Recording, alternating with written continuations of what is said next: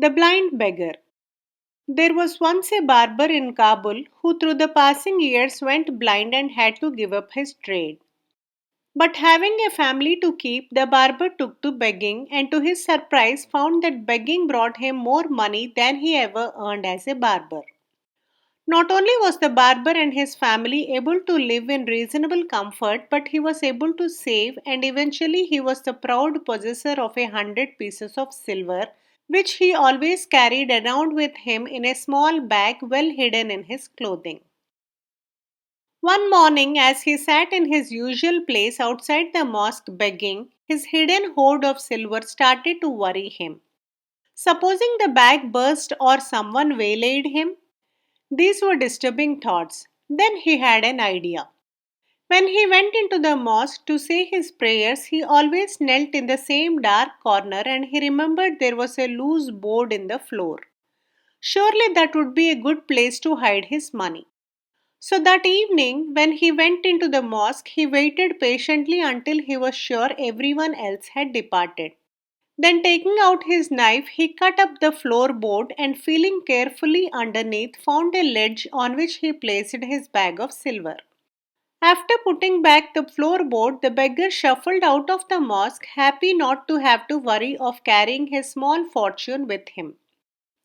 But there was someone else in the mosque, a latecomer who had seen the blind beggar hide something underneath the floor.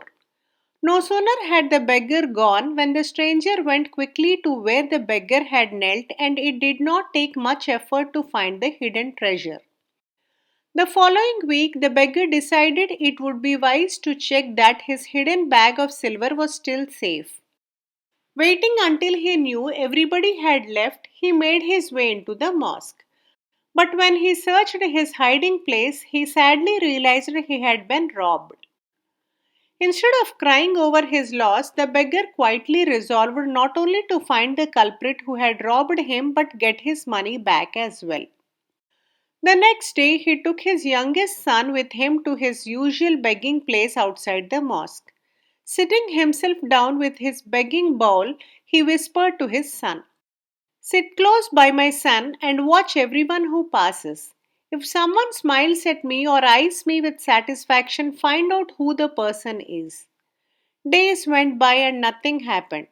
Then one evening the son clutched his father's arm. "A man just passed by and when he looked at you he had a big grin.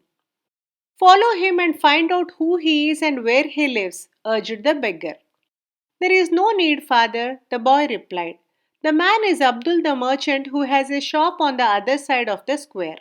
Abdul the merchant was rather suspicious when the blind beggar entered his shop one morning. "If you are Abdul the merchant, I have some confidential business I can put your way," the beggar said. "I am Abdul, and as there is no one here, you can tell me what this confidential business is. But do not waste my time, for I am a busy man," replied Abdul, still wondering why the beggar was here. "I am sure you can keep a secret," said the beggar. "I have no less than 200 pieces of silver. 100 pieces I have lent to a kinsman, but they will be returned tomorrow.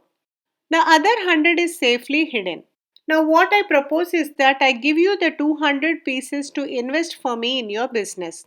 But let this transaction be a secret between us two." Abdul rubbed his hands with delight. "You can most certainly trust me.